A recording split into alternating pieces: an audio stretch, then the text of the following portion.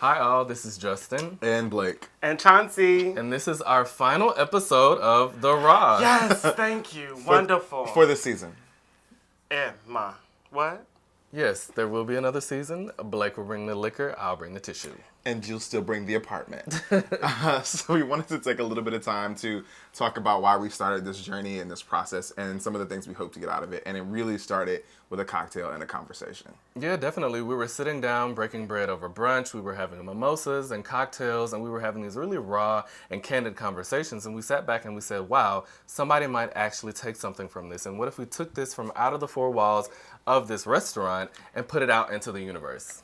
And really just to provide a different avenue for men to have some different conversations that we've not had before. And that was really our main goal in creating this. How do we begin to allow the avenue for men to have these voices? And that's, I think, one of the also major hopes, particularly of mine, is that Black gay men, but really young Black gay men, will begin to have a different kind of conversation and see that there are different conversations to be had. There are also some raunchy ones to be had, and that's okay. But, you know, in addition to that, to feel as if they're empowered to go into their provider or any particular healthcare setting and demand the services that they deserve. I think one of my primary hopes is for anybody who was out there who was struggling, who was really going through, and they may or may not have been at the brink, to be able to say that these are individuals who seem like they have it relatively put together, but they've gone through a lot of the situations and experiences that I've gone through. So if they can get through it, then so can I. And then also, like Blake said, I want people to be empowered when they interact with their healthcare provider to be able to have real and raw conversations with them so that they can get the type of care that they need. And I think so often we've not seen ourselves portrayed in ways that we want to be seen. And this is an avenue for us to be that, to be those diverse voices that we've always wanted. Speaking of diversity, we've had some very wonderful and sexy as individuals on this couch. Let's take a look at some of those individuals. I think it starts with self-love. You know, you got to take a deep, long look in the mirror and learn to love yourself and learn to love your fellow man. Yeah, I definitely think it starts with yourself. For us to empower ourselves and truly build community, we have to acknowledge our enoughness and then give that to somebody else. I think we can empower ourselves by beginning to love ourselves totally differently, and also how we see ourselves and view ourselves.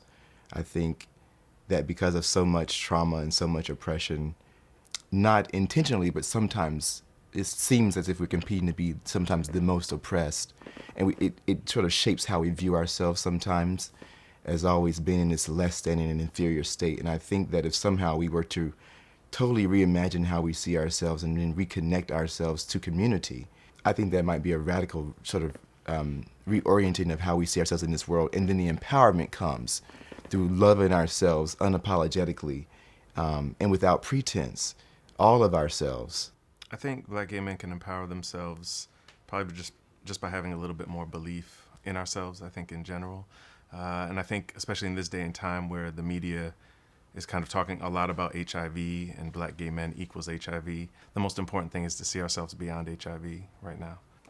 So speaking of empowering, I know it doesn't seem like a lot, but you know, we've been doing this for 5 episodes. Yes, and one of my favorite stories to hear was Guy's. You remember that when he was talking about being a child and being molested, and just to hear him go through a lot of the things that he had struggled with during his early childhood. We had never had conversations at length, but just to hear him talk about that made me recognize the things that we had in common. For a moment, let's just go back and look at Guy's story.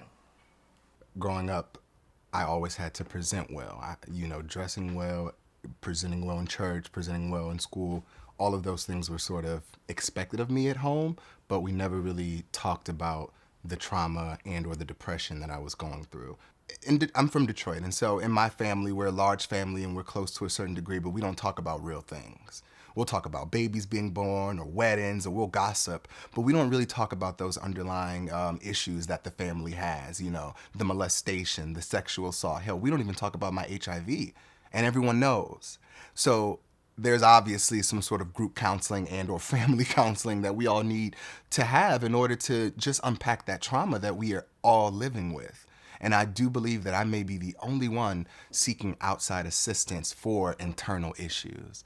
And that's problematic, and that's very sad to me. I mean, wasn't that just truly amazing and powerful just to hear him speak? Yeah. And I just think the conversation of the storytelling that he does really allows us to be able to bring bits and pieces from our own lives and apply it and figure out how best to move forward, because again, you are not alone.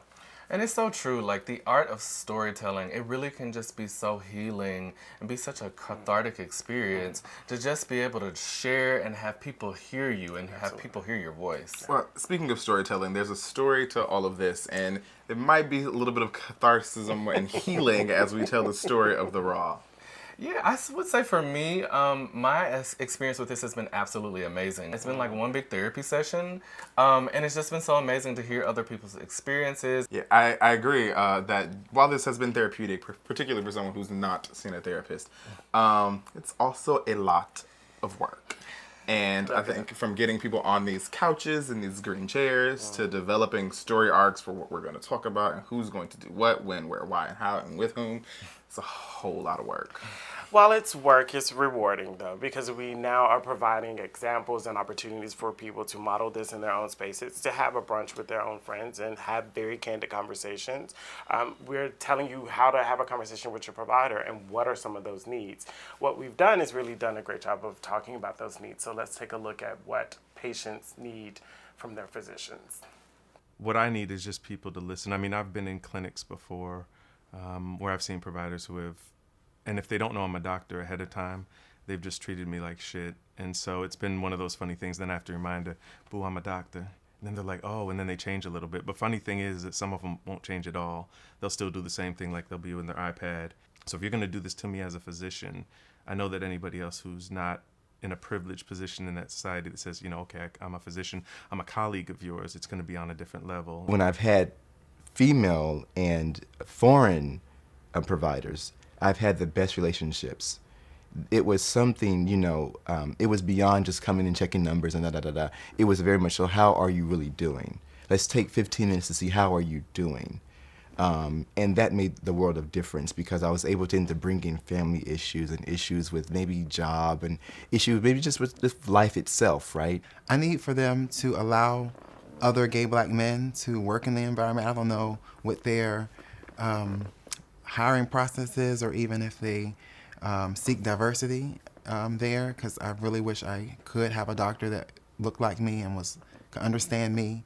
I think it was a very tough conversation recently when I asked my doctor about an anal pap smear, and I'm like advocating for myself, and they're looking at me like, you don't need it. And I think it's pretty much, you don't understand, you know, and so I had to have that conversation with them of what I actually wanted and what I needed. I would have to say that my ideal relationship with my provider is the one that I already have now. So it doesn't matter if the previous night before I had sex with 5 different people. Let's just use that as an example. Yes, let's. But even if I've had sex with 5 different people the night before, I can go in and I can say that. I can say, this is what we did. This is how we did it. And we might even have a kiki in the process, but at the end of the day, he's going to provide the best care that I need because I'm being real, open, and honest about the types of sex that I'm having. You know, as someone who has the same provider, I think one of the things that's really special and important is that when I go into his office, he makes me feel a little bit more complete in some way. And whether that's mentally complete or, you know, emotionally complete or physically complete, you know, he definitely just describes like what it means for me to be whole in that particular space. And I think completeness and sort of this conversation of wholeness has really been the rhetoric throughout this entire season, and understanding how do we fit into not only the black community, but also the black gay community as a whole person and our wholeness. What does that mean? What are your takeaways for that? I'm sorry, all I thought was when you said our whole. But we've had a lot of conversations about wholeness and wholes, but let's take a look at some of those conversations about wholeness. I do not believe as a gay black community that we are, as I would say, complete or whole. I really honestly believe that it's very divided, even amongst how we interact with each other. I believe that you have your different, of course, I guess social networks or different settings that people tend to flock more towards. You have your ball community, you have your pageant community, and they definitely are cohesive as well. But it's very divided, and I would say, at least for me, until I was able to get into spaces and settings like this one I'm in now, to be able to share my story, I can kind of relate to a lot of other people who don't have the opportunity to be in these spaces. The only way to truly be whole is to fully realize wholeness. And I think that while we are whole, just like the world is round or the sky is blue, until I can kind of get those ideals in my individual head and then in our collective community head, then wholeness is just something that exists in the ether. It's something that it's a plane that has no landing strip. And there's still trauma, there's still trauma at home. A lot of us are kicked out early because of our sexuality. So therefore we have this this brokenness that we're sort of trying to work out. And a lot of us, we're loving and acting from a deficit. A lot of our fathers are not there. Some of our mothers are on drugs. So we don't really know how to love each other, let alone love ourselves. And so I think that we can get there, but there needs to be a sense of community. And that's what I think is lacking from the Black gay community, the sense of community, the sense of feeling like you're belonging to something greater than yourself. There's a lot of separation. There's a lot of great work happening, but there's also a lot of separation. So we've really had great examples of what it means to be whole and complete. And as we begin to really have this conversation, what are your thoughts about those? I would have to say that if I could go back to my younger self, my younger Justin, and have a conversation with him, I would just say that you are Black, you are beautiful, and you are powerful. Much more powerful than you will ever know. Yes. BBP. I would actually have to steal one of our previous guests' lines, and it's, whatever you want to do that. And do it well. I would add that piece, but also for me it would be that you are enough and that you are not alone. And in this conversation, in this journey, you have other people that may or may not look like you, that may or may not talk like you, but it's really about finding those individuals to have these conversations. Well, gentlemen, it's been a pleasure. It has. And it is the last call for alcohol. Yes, and even though we're coming to the end of this journey for right now, it's never goodbye, it's always see you later. And with that said, let's give a toast to the host. With the Cheers. mostest. And to the raw. To the raw. And to you. And to you.